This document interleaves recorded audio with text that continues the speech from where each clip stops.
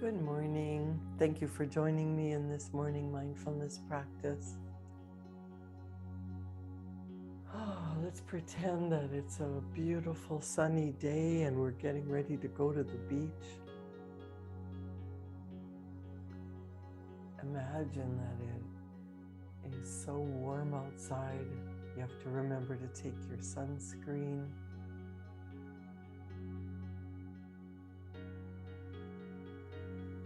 You want to look for a shady tree and a comfortable place to sit.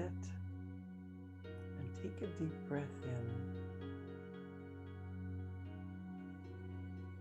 And let that go.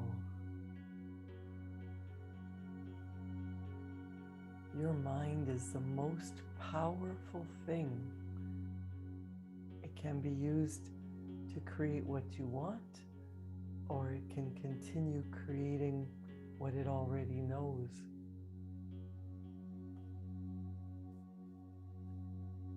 Your mind can recreate images from the past. And when you think about things that happened in the past, you can either be settled in comfortably, or you can be angry and worried and resentful and jealous.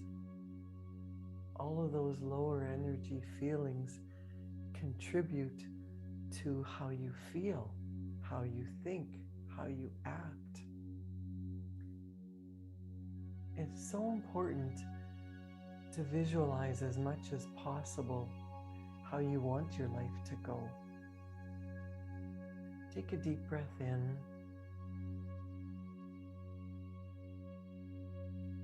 And let that go. When you focus on your breathing, you're signaling your central nervous system to calm down, that it's okay, it's safe, you're in control. You don't have to be on high alert. You don't have to watch for every threat in the environment. You can relax. And when you relax, when you focus on relaxing the muscles of your face, your jaw, your forehead, your shoulders,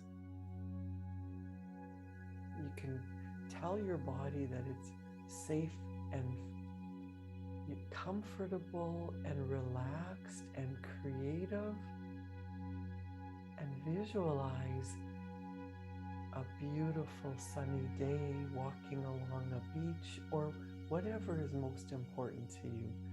Maybe you're hiking through a forest. Maybe you're lying on the deck of a cruise ship. Whatever brings calm and peace to you. You can be walking through a field of wildflowers and noticing a sunset or a sunrise. What gets you relaxed and calm and focused on loving energy? When you're feeling grateful, when you express gratitude with your whole being, think thoughts of what you're grateful for. Feel the feeling that is associated with appreciation and true gratitude. That raises your vibrational energy. That gets you in tune with higher powers, higher thinking energy, more opportunities. That opens you up to thinking about new ideas. When you're in tune with what you want and how you want to feel, you can create ideas that are beyond the scope of your imagination, beyond anything you ever thought before. So once you're in this beautiful energy, flowing just like water, flowing like beautiful clouds, puffy clouds floating by in the sky, and you're in tune with the harmony of the greatest good of all, then you start to write out, what is it that you would like to bring into your world? What if you had unlimited time and money? What would you be doing? You wouldn't just be lazing around all the time because you want to feel fulfilled and productive. You want to feel energetic and helping the world. What would you do first? If you won the lottery, if you could bestow blessings upon everyone, what would that look like? Who would you help? When you help another person, that also raises your vibrational energy because you take the focus off you and you look for making the world a better place. Well, let's take some time to write. It could be your gratitude list. It could be all the things that you would do and be and have if you were truly unlimited. And write it out as if it's happening now, because you are so grateful that this is now your life.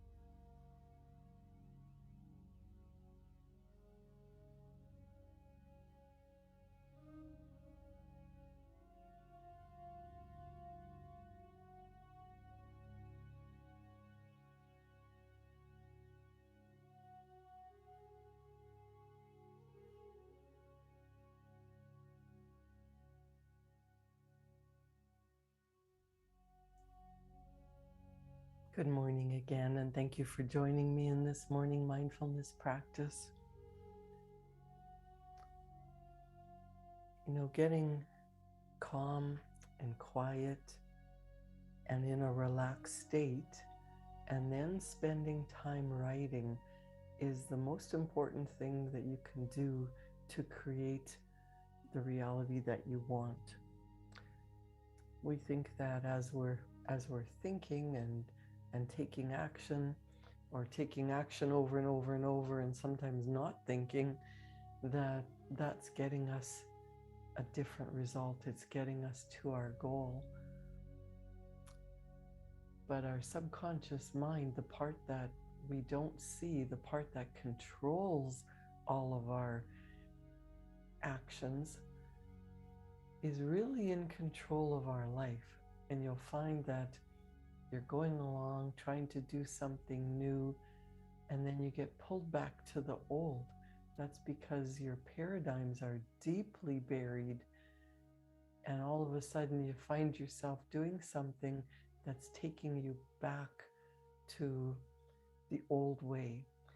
The reason we write every day is to get clear on the goal, to get focused, to remind ourselves, this is what I'm doing, so that through repetition, the subconscious mind is being programmed. And when the subconscious mind is loaded with the new program, you don't have to write it out anymore. You don't have to think about it, because you're already doing it. You know what you know, and now your body is automatically taking the new action. That's why the repetition is so important. We've been programmed all our lives to think in a certain way, which got us to believe in our limitations, in our scarcity mentality for some people, that in order to change that, it takes repetition. It takes a concerted effort. It takes focusing in the direction of where you want to go, which means relaxing and opening up your creative mind to think of new solutions. Yesterday, I read the 333 story that Bob Proctor has, and it tells us, it gives us an easy exercise. How can I do this? And we normally think of all of the reasons why we can't do something.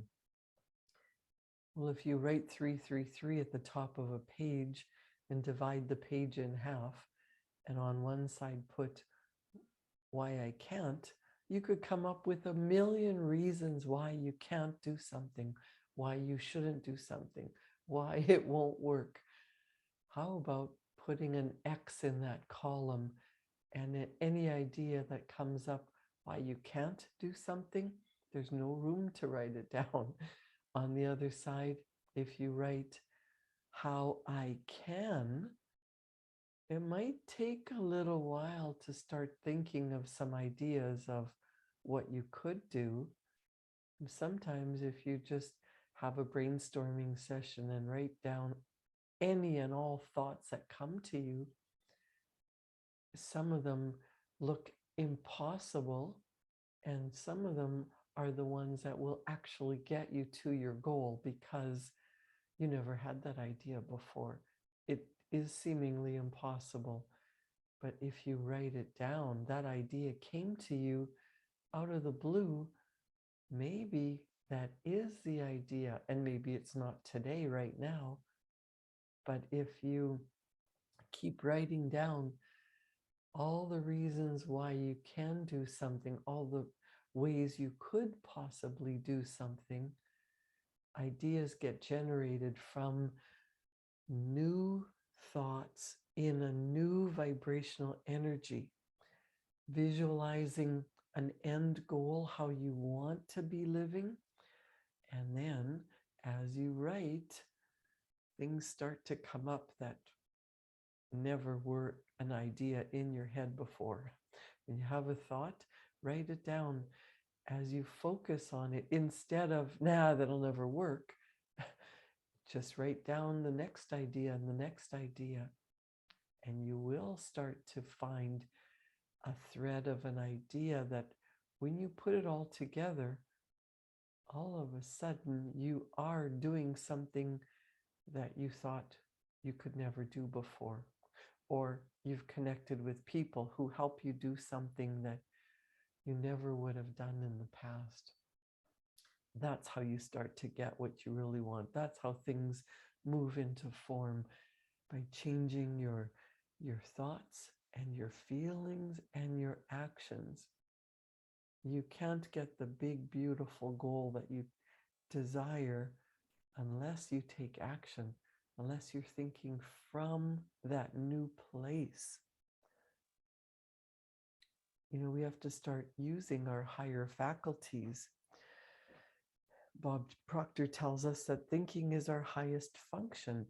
If you listen to what most people are talking about, if you look at what most people are doing, it's obvious they're not thinking. Otherwise, people wouldn't do or say what they're saying, because they're actually using their energy against themselves.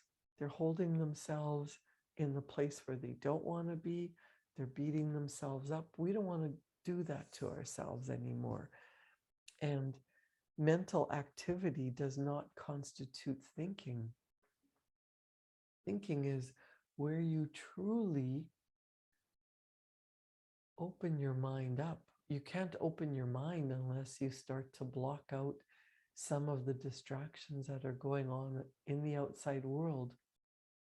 Block out the news, block out the naysayers, block out. If you close your eyes and go into a quiet room and you block out the distractions of some sights and smells and sounds, and just focus on your big, beautiful goal. When you're thinking from the goal, from that place that you desire to be, you start to generate different ideas, because now you're open to receiving messages from the infinite intelligence, from the quantum field of energy that is available outside our realm of sight and sound. Isn't it funny how sometimes several people will get the same idea to invent something at the same time? It seems impossible, or it seems like somebody stole my idea. No, the ideas are free floating in the quantum field. If you just ask, you receive an answer. Tap into that energy. Ask a question that is meaningful to you, and sit and listen for the answer.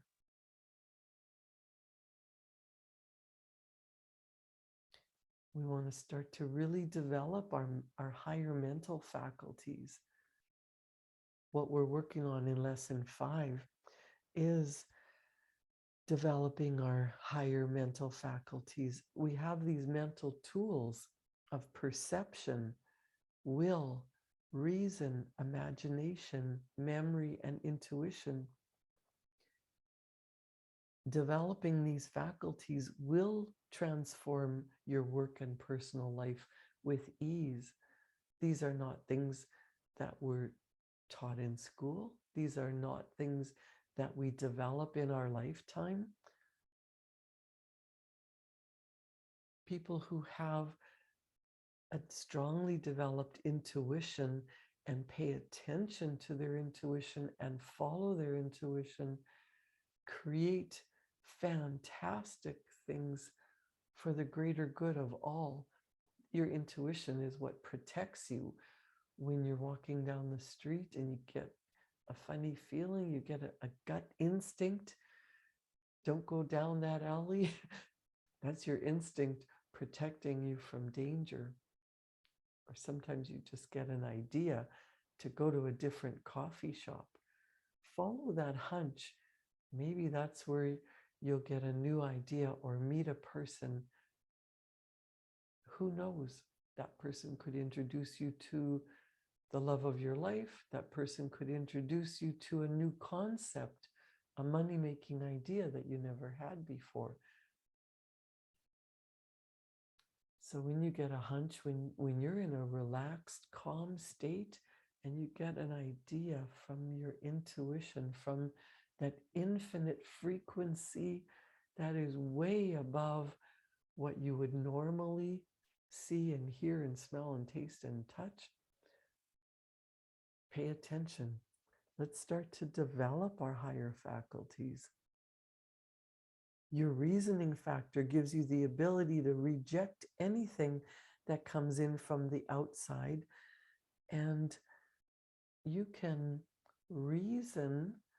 You get an idea, and you can, if it's an idea that you never had before, you can accept it and program that into your subconscious mind, or you can reject it. When people are telling you about war and strife and lack and limitation and poverty and how horrible things are, you don't have to get emotionally involved with that.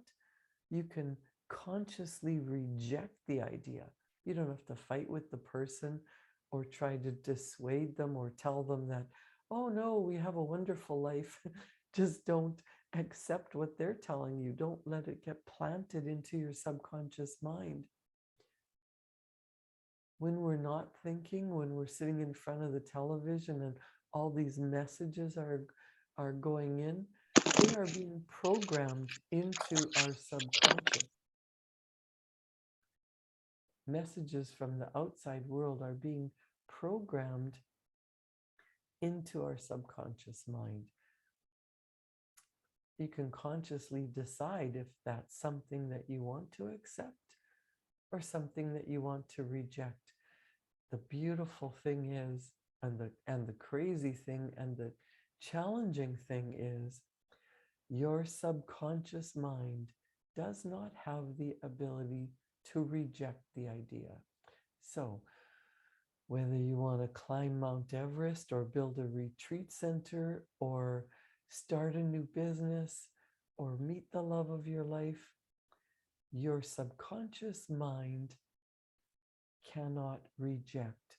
So as we are sitting calmly and quietly and dreaming about our big goal and getting ideas of how that could happen, we are now reprogramming our subconscious mind to accept that that is what we want, that is what we're in love with, that is who we really are, that is our beautiful life.